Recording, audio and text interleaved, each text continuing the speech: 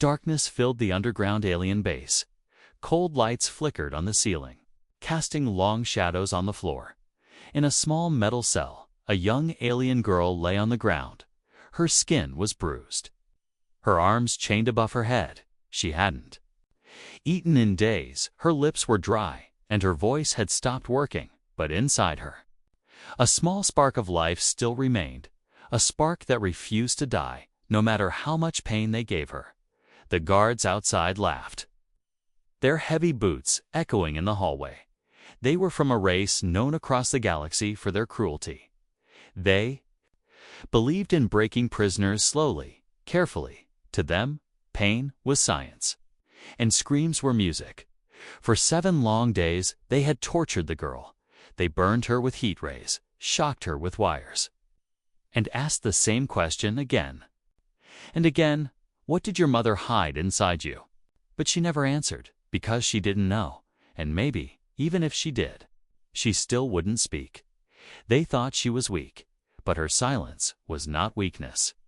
It was strength they couldn't understand. Now they were preparing for the final test, one that might kill her, and still she didn't cry. Not anymore. Deep in the control room, alien scientists looked at her blood on their tools. They believed her DNA had something ancient, something powerful. They wanted to unlock it, use it, maybe even sell it. But they didn't care if she lived or died during the process. To them, she was not a person, just a puzzle, far above the base. Hidden behind a cloud of radiation, a ship hovered silently. It wasn't very big, and it wasn't very new, but it had thick armor, fast thrusters, and one angry human inside it. His name was Callan. He had been hunting this base for weeks. He didn't work for any government, and no one paid him to come here. He had come because he received a message. A short signal sent from deep inside this moon. It was full of static and pain, but the voice was hers, and he remembered it from long ago. He didn't tell anyone where he was going. He didn't ask for help, because this was personal. Callan knew who the aliens were. He had fought them in the past. He also knew they were impossible to reason with. So he didn't bring peace. He brought weapons. Back in the cell, the girl opened her eyes. Her vision was blurry. Her head hurt. She thought she heard something far away. A deep sound like engines. Then it vanished. She sighed and closed her eyes again, thinking it was only in her mind. The door to her cell opened. A tall alien stepped in, holding a silver needle filled with glowing blue liquid. He smiled with sharp teeth and said, "Let's see if you survive this one." She didn't move, didn't even blink, but deep in her chest, her heart beat faster. She knew this was it. Either she would die today, or something would happen. Something would change. Suddenly, the lights flickered. Sirens began to scream across the base. Red lights flashed, and the ground shook with a loud explosion. The alien scientist dropped the needle and ran toward the hallway. More guards shouted, "We're under attack." The girl's heart skipped. She didn't understand, but she hoped. She hoped with all that was left in her soul. In the main corridor, Callan ran forward, firing his pulse rifle. His armor was cracked, his shoulder was bleeding, but his eyes burned with fire. He moved like a ghost, fast, deadly, unstoppable. He didn't stop to think. He only thought of one thing: getting to her, saving her, because no one else would. He threw a grenade around the corner. Blowing 2 guards into the wall, he kicked open a door, dodged lasers, and kept moving. One by one, the alien defenses failed. They hadn't prepared for someone so wild, so reckless, so human, back in the cell. The girl heard footsteps, closer, faster, louder. She turned her head, barely able to lift it. The door blasted open with smoke and fire. She coughed and blinked through the dust. And then she saw him, a human standing in the doorway, breathing hard, eyes wide. He looked older, rougher, and worn down by time, but she knew it was him, even after so many years. Her lips moved slowly. Her voice cracked. "You." came. Callan stepped forward, dropping to his knees beside her. "I told you I would," he whispered. Breaking the chains, he lifted her gently in his arms, holding her like glass, and for the first time in days, she closed her eyes, not in pain, but in peace. The alarms kept ringing. More guards were coming, but Callan didn't care. He had her now, and he was going to burn this place to the ground if they tried to take her again. Asterisk, asterisk, Callan didn't look back as he ran through the smoke-filled halls in his arms. The alien girl was barely conscious. Her head rested on his shoulder, her breathing slow and soft. He could feel her heartbeat. Weak but still there, the hallway behind him shook with another blast. Guards shouted and fired, but they couldn't stop him. Not now, not after what he had seen. He kicked open a maintenance door and slid inside. The lights above flickered, and the air smelled like fire and metal. He moved fast, turning left, then right. He knew this base from stolen maps. He had studied them night after night, waiting for the signal. The signal that finally came a week ago. It wasn't loud, but he had recognized her voice through the static. She had once saved him when no one else did. Now it was his turn to return the favor. He carried her into a small storage room and gently set her down. Her skin was cold, her eyes half open. She tried to speak, but he placed a finger on her lips. "Don't talk," he whispered. "Just breathe." He pulled out a med pack from his belt and injected her with healing nanobots. They would keep her alive for now, but they needed to leave fast. The place was waking up, and the aliens were regrouping. As Callan checked his weapon and reloaded, his mind drifted to the past. He wasn't a soldier anymore. Once, he wore medals, led missions, and had rules, but the galaxy didn't care about rules anymore. When the war ended, they threw people like him away, and the only one who didn't forget him was her. She was just a young alien girl then, kind and full of questions. She had treated him like a person, not a tool. He never said it out loud, but it meant everything to him. When she went missing, no one searched. They said it was dangerous, that no one could find her. But Callan didn't care. He sold everything he had, fixed up an old ship, and went looking. For days, then weeks, he chased whispers and trails, until he found the hidden moon and the strange signal calling for help. He didn't bring a team, didn't ask permission. He just came, alone and full of fire. Outside the storage room, footsteps echoed down the corridor. Callan pressed against the wall, gun ready. 2 guards walked by, speaking in their language. He waited, heart pounding. When they passed, he slipped out silently. Carrying the girl once more, he moved through vents and dark corners, always one step ahead, but the base was too large, and his body was starting to fail him. He had taken wounds, burns, cuts, but he didn't stop. Finally, he reached the lower launch bay. His small stealth pod waited there, hidden behind crates and shadows. He placed the girl inside and sealed the hatch. The engines purred to life, quiet and ready. He sat down beside her, panting, bloody, but relieved. "We're getting out of here," he said softly. "I promise." As the pod lifted off the ground, alarms screamed again. Turrets turned, targeting systems locked on. Callan gritted his teeth and pushed the throttle. The pod shot out of the launch tube just as lasers sliced through the air.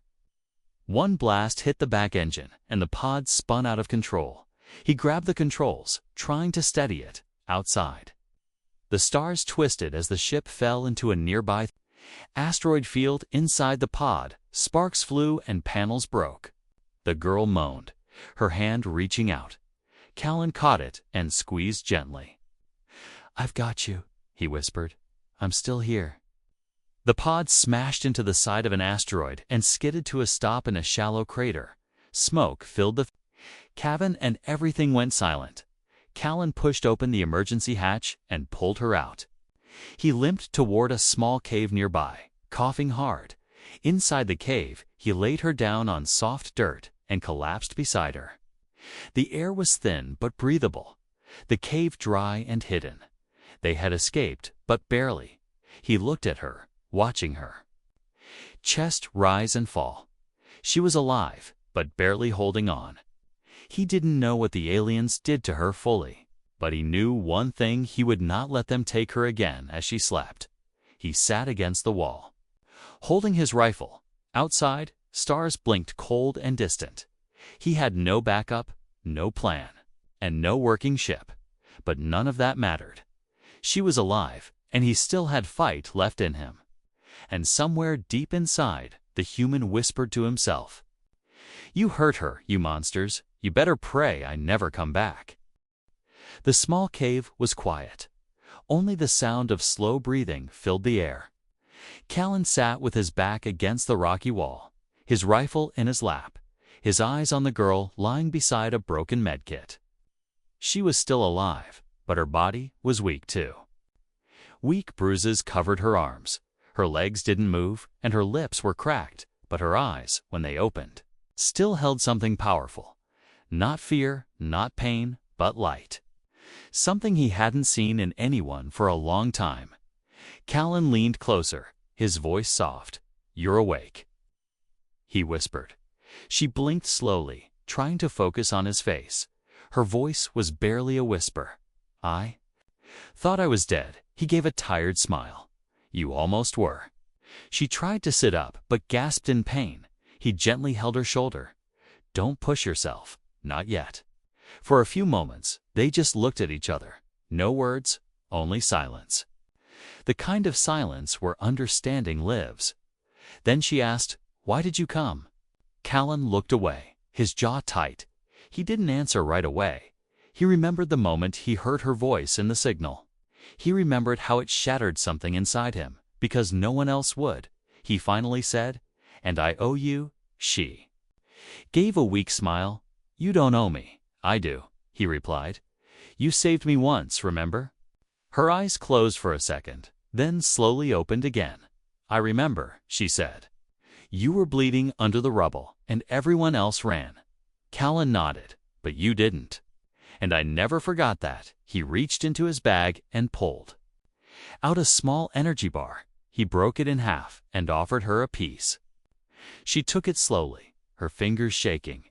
Even the act of chewing seemed to hurt. But she didn't complain. Callan watched her eat, thinking about what the aliens had done. He had seen torture before. He had done things himself he didn't want to remember. But this was something worse. They didn't just break her body. They tried to erase her hope, and they failed. "We have to leave soon," he said, looking up at the stars outside the cave. She nodded weakly. "The others? They'll come for me again." Callan's hand clenched into a fist. "Let them try," he growled. "Next time, I'll make sure they don't walk away." She looked at him, truly looked. "You're different," she said quietly. "You've changed." He gave a dry laugh. "Yeah, war does that." "No," she said. "It's not just the war." He looked at her, confused. "You're carrying more than just weapons," she said. "You're carrying guilt." Callan's smile faded. He turned his face away. But she had already seen it.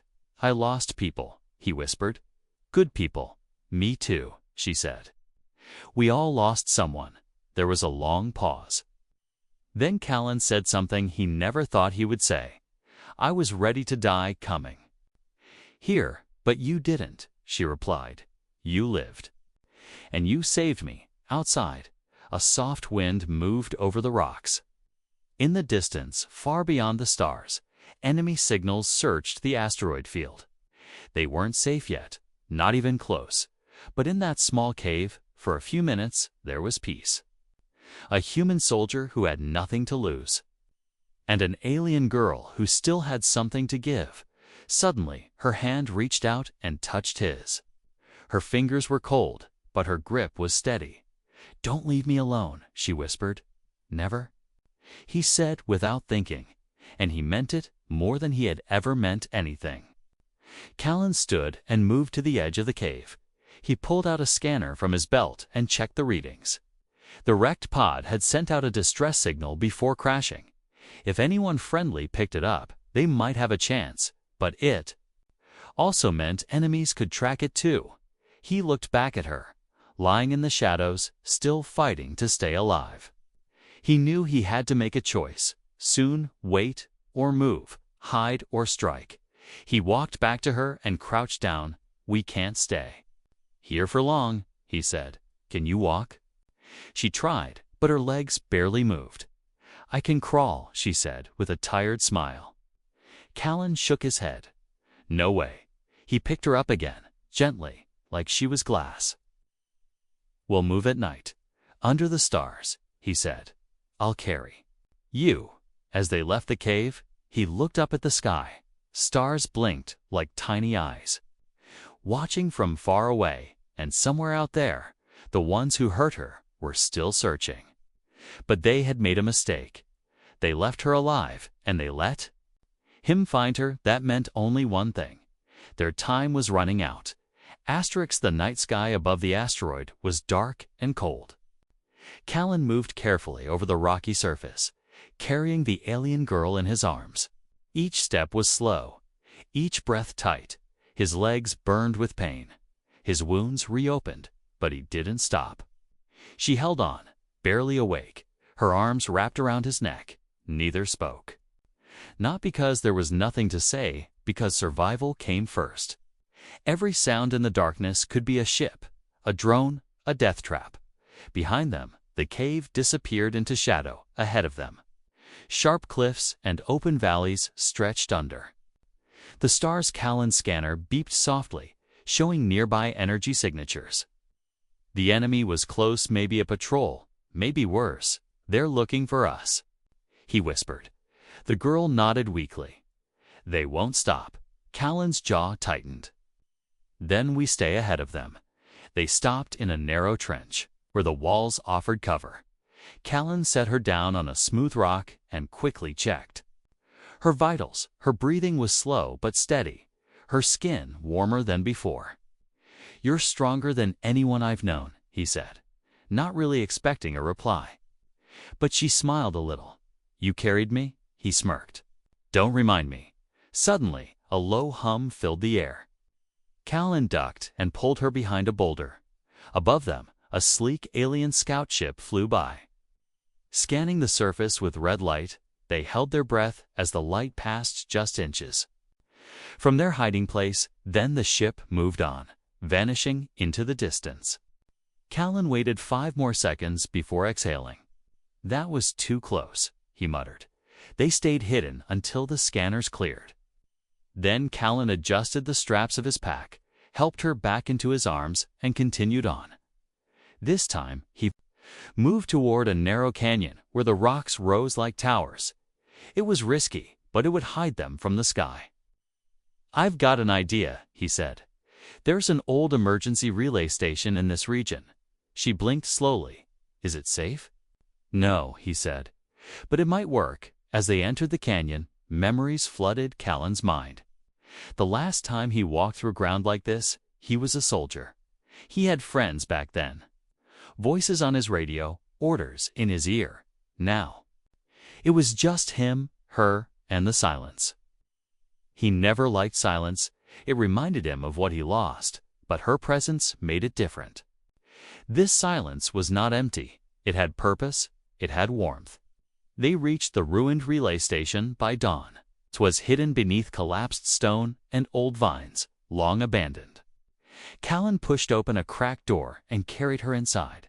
The air was stale but breathable, and the systems were half dead. Still, it was better than nothing. He placed her on a soft spot and searched the station for supplies. He found old medical gear, dusty rations, and a weak CUM unit. He powered it up using his own backup cell, watching the screen flicker to life. "Come on," he whispered. "Just work." The CUM unit beeped, then buzzed. Weak signal, barely reaching orbit, but it was something. He turned to her and said, "I'll send a message short, coded. To who?" She asked softly. "To anyone who still remembers me," he said. "Or anyone who hates those monsters more than they hate me." He typed quickly, fingers shaking. SOS, hidden moon, subject alive, need evac, will hold position. He paused, then added, "This is Callan." He hit send and leaned back, closing his eyes for a second. One chance, one hope. And they had to wait. Hours passed. The girl dozed in and out of sleep, her body recovering slowly. Callan stayed awake, cleaning his weapons, reinforcing the door, listening for sounds. He knew freedom was a lie, at least for now. They weren't safe just because they escaped the base. They were hunted, trapped, with no backup and no guarantee of rescue. And yet, for the first time, he didn't feel alone. "You look tired," she whispered from behind him. He turned and gave a half smile. "I look worse than I feel." She chuckled weakly. "You always did." Callan walked over and sat beside her. "Why do they want you so badly?" he asked. She looked at her hands, then said, "My mother gave me something before she died, something buried in my DNA." Callan frowned. "A weapon?" "Maybe," she said, "or a key, or a curse. But I never asked for it." He nodded slowly. "That's why they tortured you." She looked into his eyes. "Yes, and they'll never stop." "Then we make them stop," he said, voice hard. "They think they can break you." "They already failed," she whispered. The scanner beeped again. Callan grabbed it, eyes narrowing. One signal approaching fast, too small for a ship, too large for an animal. "Someone's coming," he said, lifting his rifle. She sat up slowly, pain in her eyes but strength in her voice. "Then let's be ready." Callan took position by the door. She stayed behind cover, gripping a tool as a weapon. They didn't know who was coming, rescue or revenge, help or horror. But one thing was certain. This wasn't the end of the fight. It was only the beginning. The station door creaked as Callan kept his rifle aimed at the shadow outside. The scanner blinked again. One life form, slowly approaching. The girl sat against the wall, eyes alert, one hand gripping a metal pipe. Her legs still hurt, but she was ready to fight. Callan's finger rested on the trigger, but his voice was calm. "Whoever you are," he called out, "step into the light." Slowly, a figure appeared, raising both hands. It wasn't a soldier, and it wasn't from the enemy species. It was a small creature with gray skin, big eyes, and tech gear on its back. A courier from the neutral systems, an old ally, maybe. Callan lowered his weapon but didn't relax. Fully, the creature spoke quickly. "Callan, I got your signal. I owe you from June 5, remember?" Callan blinked, then nodded slowly. "You still fly?" "Barely." The courier grinned. "But I'm faster than anything chasing you." Callan let out a breath he didn't know he was holding. He looked back at the girl and gave a small nod. She closed her eyes and whispered, "We're not alone anymore." Inside the station, the courier handed over food packs, water pods, and a portable shield generator. Callan worked fast, setting up defense lines and hiding their heat signatures. The courier peeked at the girl and asked quietly, "Is she the one?" Callan looked at him sharply. "She's not a thing. She's someone." The courier raised his hands. "Didn't mean it like that, just. I've heard stories." The girl leaned forward, her voice soft but steady. "I'm the one they tortured," she said. "The one they chased. The one they failed to break." The courier bowed slightly. "Then I'll make sure you're not caught again." For the next hour, they rested, ate, and made plans. The courier's ship was hidden behind a crater about a kilometer away. They'd have to move fast, and the girl still couldn't walk far. Callan patched a hover sled and rigged a small motor under it. He placed a blanket over it and looked at her. "You ride, I push." She gave him a stubborn look. "I'll crawl if I have to." Callan smiled. "I know, but not today." As they waited for nightfall, the girl leaned back and stared at the ceiling. She spoke quietly. "Do you ever wonder what kindness really is?" Callan looked over, Confused, she continued. They only showed me pain till you came. He sat beside her, arms resting on his knees. I've done terrible things, he said, things I can't undo, but saving you. Maybe that's something good. She reached out and touched his hand. It was rough, scarred. Strong yet gentle. You didn't have to come, she said, but you did. He looked down at her fingers resting on his kindness. Is when? You still care when it costs you everything, she added. There was silence again, not empty, but full of emotion. Callan cleared his throat and stood, checking his rifle. Time to move, he said. We leave in 10 minutes. The wind outside picked up, blowing dust over the rocky hills. Night had fallen, and the stars blinked coldly above. Callan lifted her onto the sled and wrapped her in a heat cloak. She didn't complain, just held the small light given by the courier. They moved fast, and lo, sticking to the shadows, the courier led the way, scanning for patrols. Callan pushed the sled, sweat dripping from his brow, legs aching halfway to the crater. The scanner beeped 3 signals coming in fast. Drones, the courier shouted, they found you. Callan turned and fired into the darkness, red bolts slicing the sky. The girl grabbed a smoke canister and tossed it, blinding the enemy. One drone crashed into a rock, the other spun in confusion. Callan pushed harder. Go, go. They reached the crater just as the courier opened the hatch. The small ship lit up inside tight quarters, but enough to fly. Callan lifted her in and sealed the door behind them. The courier jumped into the cockpit and shouted, hold on. Engines roared, and the ship blasted into the sky, shaking violently. Lasers from the ground followed them, but the courier dodged every shot. Then silence. They were in orbit, hidden behind a moon, safe for now. The girl lay in the back, breathing heavily. Callan sat beside her, hand on her shoulder. You did it, she whispered. We did it, he replied, his voice rough. You gave me something I thought I'd never see again. She said, what's that? He asked. She smiled. Kindness. Callan looked at her for a long moment, then leaned back against the wall. For the first time in years, he felt something warm in his chest. Maybe it was peace, or maybe just purpose. Whatever it was, felt real. Callan stood in the cargo bay of the small courier ship. Staring at his rifle, the ship drifted silently in the shadow of a dead moon, its engines powered down. Hidden from scanners, behind him, the girl lay on a cot. Her body still healing, her breathing calm. She had finally fallen into a deep sleep. Her face peaceful for the first time in days. The courier sat in the cockpit, giving him space. Not asking questions, but Callan didn't need anyone to ask. He already knew what he had to do. His mind raced back to the screams, the chains, the pain in her voice. The facility where they tortured her still stood, still filled with monsters wearing lab coats and uniforms. They didn't just harm her, they'd built a system that allowed it. They believed they could take and break anyone. They believed no one would stop them. They were wrong. Callan strapped on his armor, piece by piece. The plates were old and scratched. Some still had burn marks from the last war. But they still fit, still held, still protected him.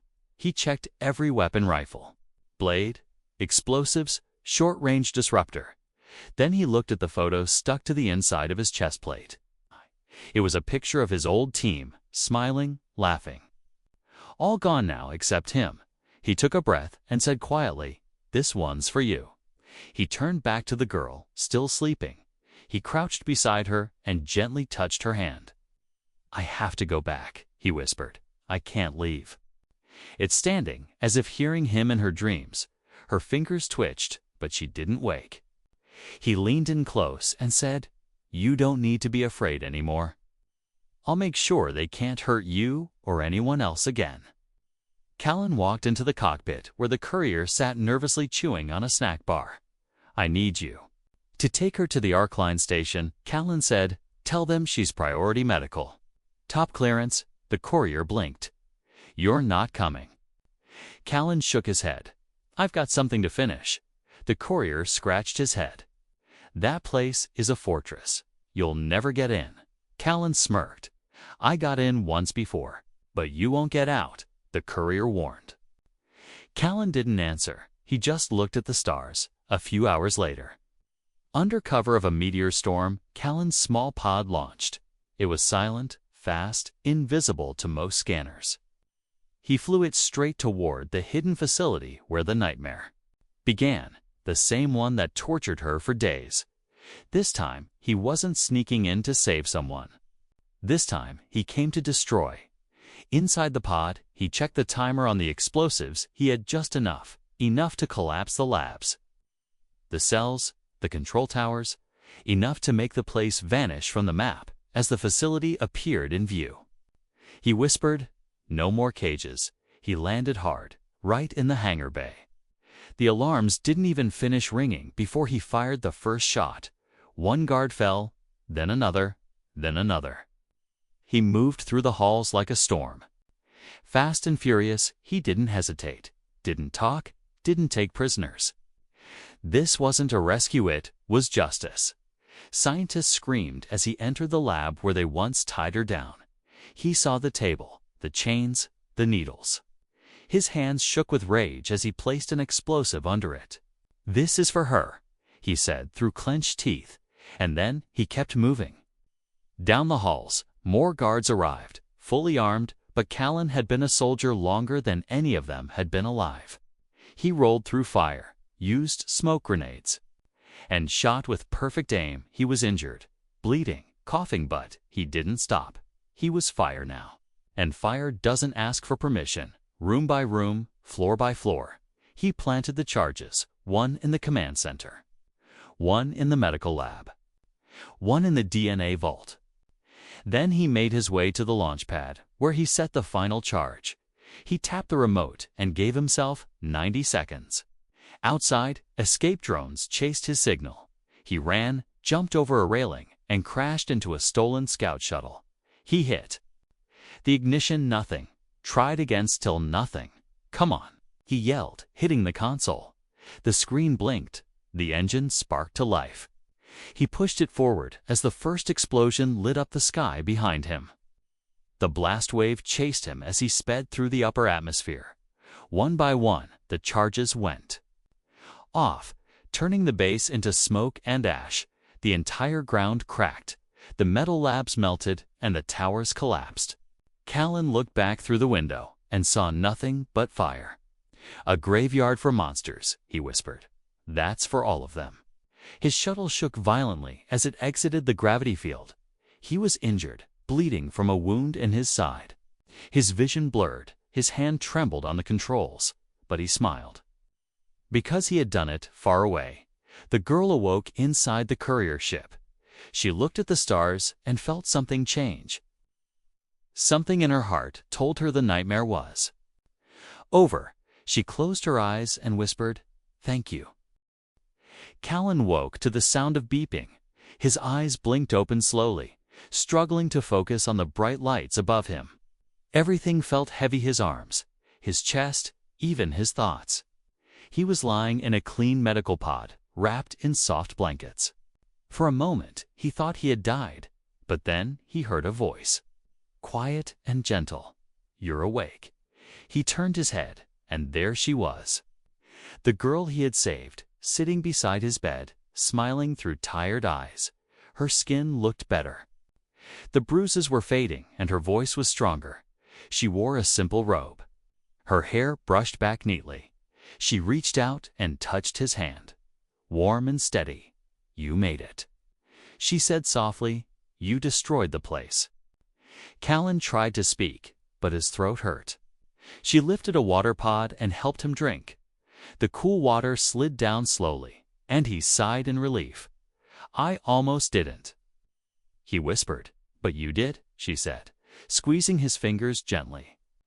"They said your escape pod was torn apart, but the beacon was still transmitting." Someone found you floating, barely alive. Callan leaned back, staring at the ceiling. He remembered the explosion, the fire, the shaking shuttle. He had thought it was the end. But instead, it was a new beginning. He looked at her again. Her eyes full of light. "You're safe now," he said. She nodded. "Because of you." For the next few days, they stayed at the Arc-Line Medical Station. It floated near the outer rings of the galaxy. Far from the reach of the enemy, doctors came and went, checking on them both, but most of the time, they just sat together. They talked, laughed, and sometimes sat in silence. Not the silence of fear, but peace, real peace, Callan told her about. His past, about the war, his lost unit, the guilt he carried. How he never thought he'd find a reason to care again. She listened without judgment. Then she told him about her childhood, her people, her mother, and how they were all gone now. She was the last. Callan didn't speak, but his hand held hers the whole time. One morning, she walked into his room holding a data chip. "I recorded a message," she said. "I want you to see it." She plugged it into the screen, and a small hologram flickered to life. It showed her, bruised and chained, inside the alien facility. But her voice was calm and clear. "To whoever finds this," she said, "I am still alive. This place. It does not break me. And if you're coming, I believe in you." Callan watched with wide eyes. She had recorded it during the torture, during her darkest days, yet her voice never shook. Tears filled his eyes as the hologram ended. He looked at her and said, "You believed in me even then." She nodded. "I had nothing else to believe in." That day, Callan stood for the first time. Weak but determined, the doctors warned him to rest more, but he shook his head. "I've rested enough," he said. The girl walked beside him down the hall, her steps light and full of purpose. They passed other patients, soldiers, civilians, people with their own pain, but everyone looked at them with respect, because their story had already spread. Callan and the girl entered the central chamber of the station. A council of neutral leaders had requested to meet them, not to judge, but to thank. "The lab you destroyed was illegal," said one leader. "It was hidden from our eyes," said another.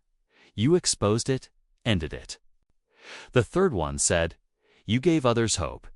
Callan didn't smile, but he nodded.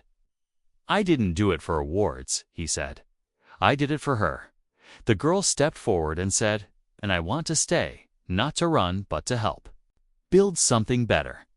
That day, the council granted her asylum. And Callan, a position as protector, not a soldier, not anymore, but someone who watched the shadows and stopped monsters before they grew. Together, they became more than survivors. They became a symbol, a reminder that even in the coldest parts of space, hope can rise again. Weeks passed, and the stars turned slowly. One evening, as the ship floated peacefully near a glowing nebula, the girl stood on the viewing deck, staring out. Callan walked up behind her. Quiet but steady, she turned to him, eyes soft and full of something more than just gratitude. "Do you ever think about what comes next?" she asked. He shrugged. "Used to think I'd never get a next." She smiled. "Well, you do now?" They stood in silence again, watching the universe unfold. No more cages, no more screams, only stars, peace, and a voice that once cried, now healing again. And beside her, a man once lost now found his purpose in that voice. Her voice, his redemption.